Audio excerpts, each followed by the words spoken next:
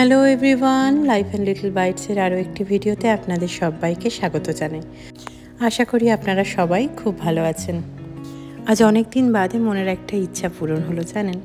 যবে থেকে এদেশে এসেছি, অফিস থেকে যখন জানতে পারি আমরা যে আমাদের মেরিল্যান্ড আসতে হবে, তখন এদিক ওদিক দেখছিলাম কী কী জিনিস আছে। তখনই জানতে পারি এই কালীবাড়ির কথা, ওয়াশিংটন কালী মন্দির। আজ যাই কাল যাই করে আর যাওয়া হয়ে উঠছিল না। তাই আজ সকাল থেকে উঠে সবাই মিলে রেডি হয়ে স্নান সেরে বেরিয়ে পড়লাম কালীবাড়ির উদ্দেশ্যে। গৌরিক এখন মোটামুটি রেডি, আমরাও এবার বেরোবো। চলুন। বাইরে একটি ক্যাব বুক করেছি, গুগল ম্যাপে দেখলাম প্রায় আধ ঘন্টা মতো সময় লাগবে। অপেক্ষা করছি ক্যাবটা আসার। বেশ রোদ উঠেছিল জানেন, যদিও ফোরকাস্টে ছিল নাকি একটু বৃষ্টি হবে, তবে তার দেখা তো পেলাম না আমাদের যাওয়া আসার মধ্যে। তবে রাস্তাঘাট অনেকটা ফাঁকা ছিল, সেই জন্য আমরা খুব তাড়াতাড়ি পৌঁছে গিয়েছিলাম। আশপাশের রাস্তাটা এত সুন্দর, খুব ভালো লাগছিল। আকাশটাও ছিল পরিষ্কার। ওই দেখুন, কথা বলতে বলতে আমরাও এসেও গেছি মন্দিরে। এই যে এটি হচ্ছে মন্দিরের প্রবেশপথ। ভেতরে গাড়ি রাখার জায়গা আছে। আমরা যেহেতু ক্যাবে এসেছি, ক্যাব আমাদের ভেতর অবধি দিয়ে গিয়েছে। আর ওই যে দূরে দেখতে পাচ্ছেন, ওখান থেকেই ঢোকা। চলুন, সবার আগে মায়ের দর্শন করি, তারপরে আপনাদের আশপাশটা ঘুরে দেখাবো। বাড়ি থেকে দেখেই এসেছিলাম 11টা নাগাদ পুজো শুরু হবে। আমাদের আসতে করতে 11টা 15-20 মতো হয়েছে। এসে দেখলাম পুজো শুরু হয়ে গেছে। খুব সুন্দর একটা উপাসনা গৃহ ছিল, যেখানে ঠাকুর, মা, স্বামীজি ছিলেন, আর ছিলেন মা দুর্গা তার 4 ছেলে মেয়েকে নিয়ে। যখন দেশ থেকে, বাড়ি থেকে হাজার হাজার কিলোমিটার দূরে এসে যখন এত সুন্দরভাবে মাতৃদর্শন হয়, বা এসে নিজের কাছের ঠাকুর, নিজের কাছের ভগবানদের দেখতে পাই, মনটা যেন বড় জুড়িয়ে যায়। মন্দিরের এই সাইডটিতে দেবী দুর্গা তার 4 ছেলে মেয়েকে নিয়ে রয়েছেন।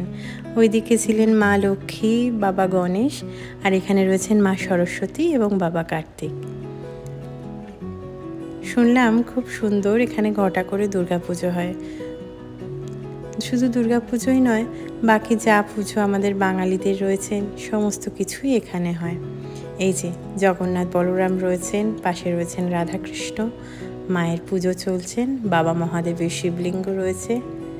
খুব ভালো লেগেছে জানেন। পুজোর মাঝে মাঝে আমি একটু করে করে ভিডিও করছিলাম।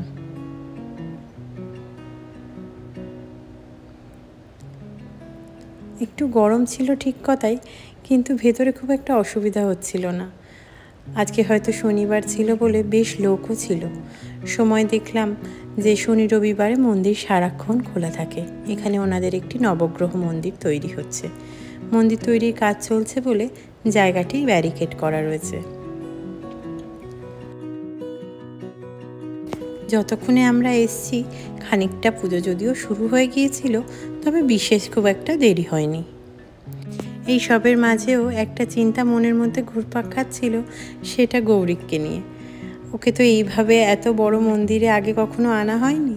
যাও মন্দিরে নিয়ে যাওয়া হোক না কেন, তখন ও খুব ছোট ছিল, কিন্তু এসে দেখলাম না, ও খুব আনন্দ পেয়েছে জানেন। ও পুরো মন্দিরময় নিজের মতো ঘুরে বেড়াচ্ছে। মন্দিরের আরেকটি পাশে সাই বাবার একটি সুন্দর মূর্তি প্রতিষ্ঠা করা রয়েছে। এই যে এখানে বসে বসে সে জানি তার বাবার সাথে কি বক বক করছে, আর উপরে আকাশ দেখছে। চলুন, মায়ের আরতি হচ্ছে, একটু দেখে আসি।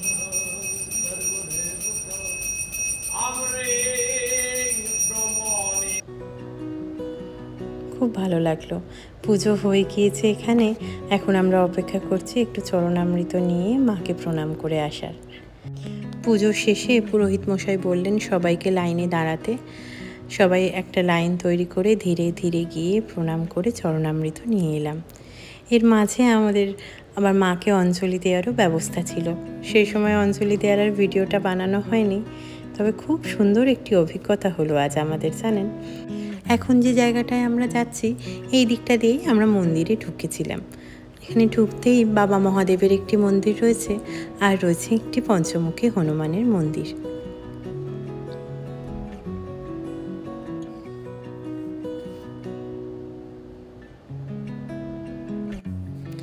এখানে এসে এনাদের ব্যবস্থাপনা আমাদের খুব ভালো লেগেছে জানেন। দুর্গা পুজো থেকে শুরু করে সব পুজো এখানে হয়। আমি এখন ভোগের লাইনে দাঁড়িয়েছি। প্রথমে আমি ভোগটা নিয়ে যাব, তারপরে গৌরিকের বাবা এসে ভোগ নিয়ে যাবে। আসলে গৌরীকে নিয়ে একসাথে ভোগ খাওয়াটা একটু মুশকিল হয়ে যায়, তাই আমাদেরই একে একে খাওয়ার ব্যবস্থা। ভোগ টোগ খেয়ে আমরা এবার ফিরবো বাড়ির দিকে।